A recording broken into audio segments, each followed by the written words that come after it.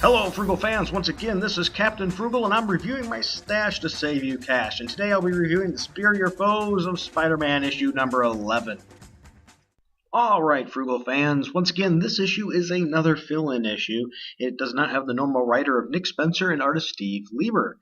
This issue has the writer Tom Peyer, I believe it is, P-E-Y-E-R, and art is done by William Sliney, which is S-L-I-N-E-Y. You can buy this book in trade paperback. It's the second one of the series, also as digital download or as a back issue. Now let's jump into this issue to see if it's worth buying. All right, this issue starts in a Supervillains Anonymous meeting, and the former villain Maxwell, known as the Grizzly, was telling us how far he has sunk as a villain.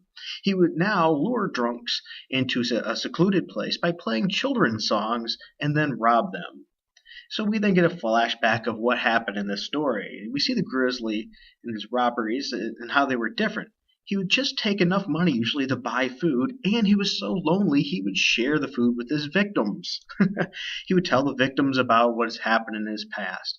And in this particular case, the victim said that the Grizzlies changed from a shock and awe kind of tactics. Because remember, he used to be a big force to reckon with, and now he's more of a stealth kind of fighter because he lures people in and surprises them. Now, Grizzly got mad at this because he assumed it's, hey, you're saying I'm a coward. And he goes, I'm not a coward. But then he thought about it for a second, and he admits, in fact, he has become a coward. And the reason that he is a coward is because that Spider-Man has changed, and he now scares him. And you have to remember, during this period of time, Spider-Man is actually not Peter Parker, it's Doc Ock, and he's much more vicious. So later, Grizzly is alone, and he hears a children's song. It happens to be Itsy Bitsy Spider, and he's lured to check it out. And when he does, he's attacked by none other than the Superior Spider-Man. And of course, we think, it's pretty obvious he gets beat down. We're then taken back to the present, again with the Villains Anonymous meeting, and Norton, also known as the Looter, is in a wheelchair telling his tale of his encounters with Spider-Man. After many defeats, he knew he had to improve, so he worked harder and improved his suit and the abilities and became even more deadly. You could just picture the 80s montage in the background. Now, when Norton decided to come back to New York this time, he was ready, but he did not know that he'd be confronting a new, different, more violent Spider-Man, Spock, instead of the traditional Peter Parker one. The new Spider-Man broke many of his bones and left him with just one arm unbroken so that he could pull himself to a police station. Norton then explains why he came back to New York now after all that. And it was to share this realization that they are themselves their own worst enemies.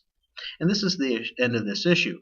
So let's look at some of the pros and cons. First, we'll start with the pros. It's an interesting story. The Villains Anonymous is a pretty good thing, and it gives us an insight of a couple more characters and their back history. The art was also good.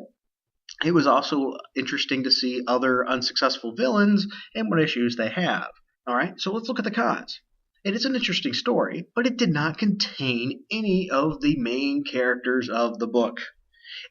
None. Not a single one. The book was a complete filler issue. It did not move the story in any way whatsoever. So with that said, it's almost like, we're just going to hurry up and throw something out there. I don't know what happened, why this was done. Maybe they thought the book was going to get canceled. They just want to throw in a couple people and call it a day, or they're running behind. I don't know. But with that said, it still wasn't a bad book. Overall grade I would give this is a C+. It could be better. It's a good, decent read. If you get it in the trade, definitely read it. If not, you could go ahead and probably skip this one. But if you really tend to like this kind of thing and these characters, it doesn't hurt to pick it up either. All right, Frugal fans, if you enjoyed this and you want to check out more reviews in our podcast, check us out at thehenchmenslounge.com. And you can also follow me on Twitter at Captain Frugal.